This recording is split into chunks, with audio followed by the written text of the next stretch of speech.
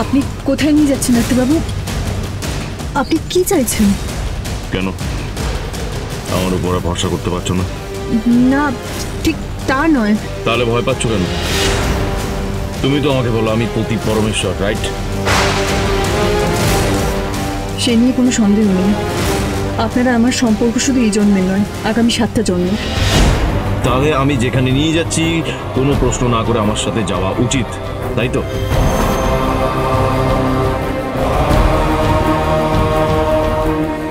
চুপ করে আছো কেন? যাবে তো যেখানে নিয়ে যাবো? হ্যাঁ, যাবো। বেশ, চলো।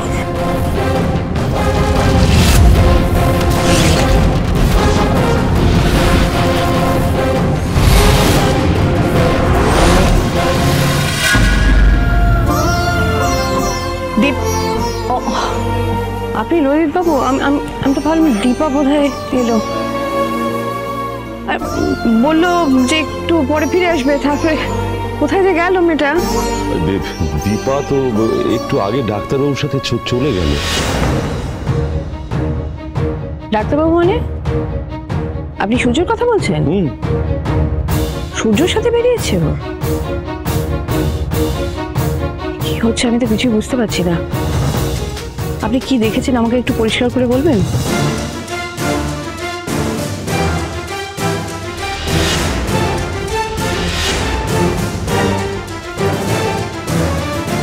বাবা আমাকে মার কাছে দিয়ে চলে গেল, এখানে থাকবে কি করে?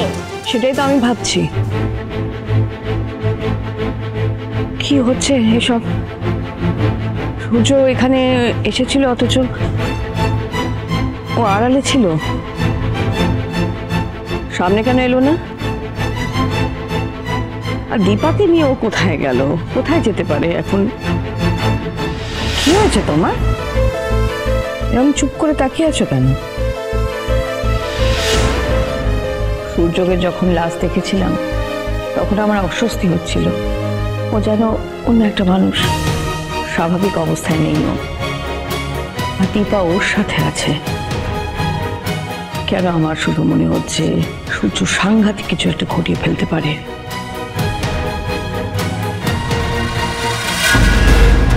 এই কি ডাক্তারবাবু, আপনি গাড়ি স্পিড বাড়ালেন কেন? এই যে তুমি সব জায়গায় বলে বেড়াও যে আমি ডাক্তারবাবুর জন্য সবকিছু করতে পারি। সেটা আমি এখনো বলছি, কিন্তু আপনি কি করতে চাচ্ছেন সেটা আমি বুঝতে পারছি না। আপনি একটু শান্ত হন। তোমাদের জন্মের সময় তোমাদের দুজনকে আমি আলাদা করেছিলাম।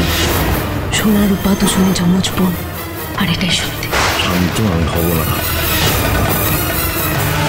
The curse and blessing both are the part of a coin. Now it depends upon you what you will get. তোমার কর্মফল ডিসাইড করে তোমার ভাগ্যে কোনটা জুটবে। অনেকে আছে জীবদ্দশায় হাজার হাজার ভালো কাজ করে মহান সেজে থাকতে চায়, কিন্তু আর পায় না। কেন জানো? তার কারণ তার ভাগ্যে ওই কার্স মানে অভিশাপ, তার ভাগটা অনেক বেশি থাকে। কি বুঝলে?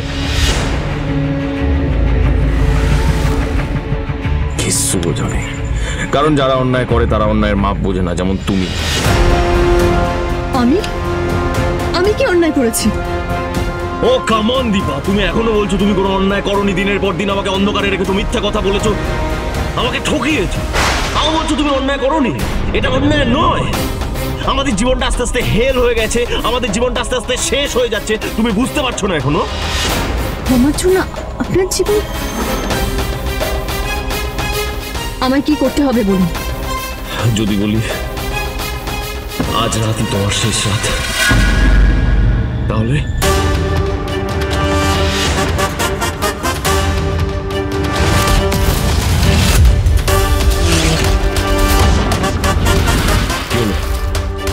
মরতে ভয় পাচ্ছ? মরতে ভয় পাবো কেন? তাহলে মৃত্যুর জন্য প্রস্তুত হও। রেডি?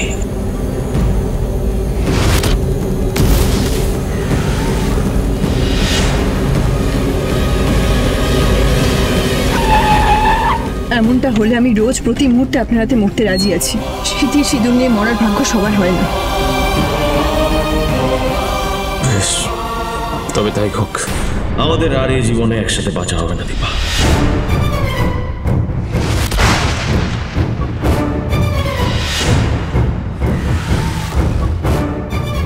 ডাক্তারবাবু, আজকে সমস্ত মিথ্যে, সমস্ত সাজানো পরিকল্পনা সবকিছু শেষ করে দেবো। সব অন্ধকার আজকে ঘুচে যাবে সারা জীবনের জন্য।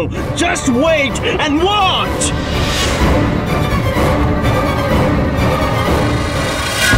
ডাক্তারবাবুর কি হয়েছে কে জানে, এত ভয়ানক লাগছে কেন ওনাকে? বুঝতেই পারছি উনি নিজের মধ্যে নেই। এখন যা করার আমাকেই করতে হবে। আচ্ছা ঠিক আছে, অনেক আদর হয়েছে, এবার স্কুলে যেতে হবে তো। না না, আমি স্কুলে যাবো না, এই চাদর খাবো। ওলে বাবালে, দেখি আ করো। ডাক্তারবাবু, আমি আগেও আপনাকে বলেছি, এখনো বলছি, মরতে আমি ভয় পাই না, কিন্তু আমি যতদিন বেঁচে আছি ততদিন আমি আপনাকে মরতে দিতে পারবো না। যাকে তুমি প্রতিনিয়ত একটু একটু করে খুন করছো, তাকে আর নতুন করে কি বাঁচাবে দীপা? আজকে আমাকে তুমি আটকাতে পারবে না, কিছুতেই না। আমি আজকে সবকিছু শেষ করে দেবো। আপনি আমাকে মেরে ফেলতে চাইছেন, আমি হাসতে হাসতে মরতে পারি ডাক্তারবাবু, কিন্তু সোনারূপা যতদিন না বড় হচ্ছে ততদিন আমরা দুজন এভাবে মরতে পারি না।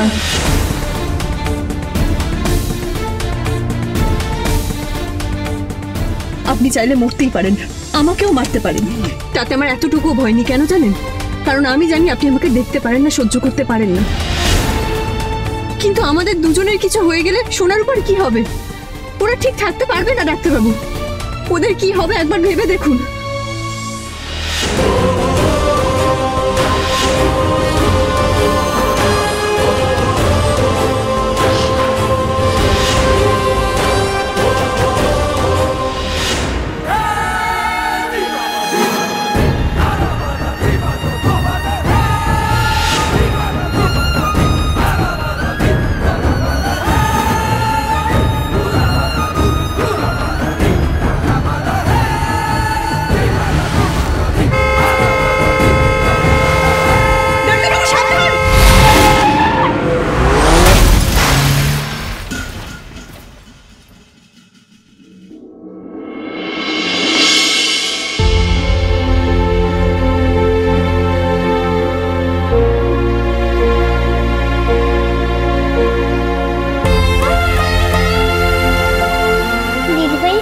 বাবা মাকে গিয়ে তো গেল, আসছে না কেন?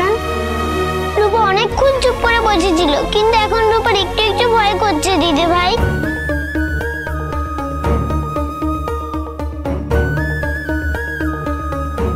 আচ্ছা, বাবা মা তো একসাথেই গেছে, তো ভয় করছে কেন?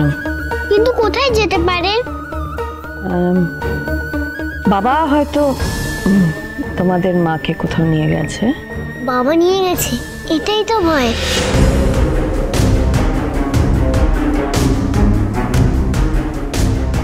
মানে? বাবা আর মা দুজনে শুধুই ঝগড়া করে, কিছুতেই ভাব করে না। আমরা চেষ্টা করলেও না। এখন দুজনে একা একা কি করছে কে জানে। ব্যাপারটা তো স্বাভাবিক নয়।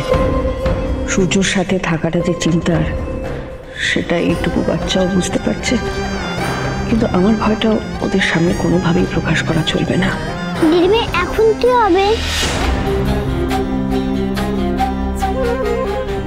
অত চিন্তা করো না, এই নিয়ে এত ভেবো না।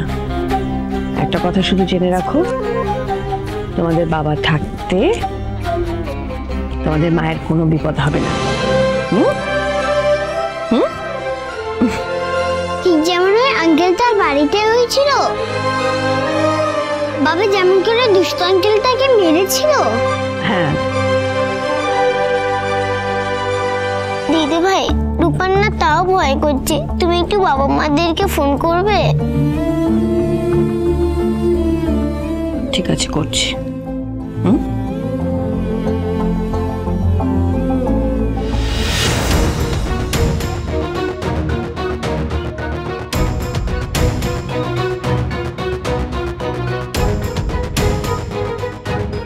সূর্য ফোন তুলছে না,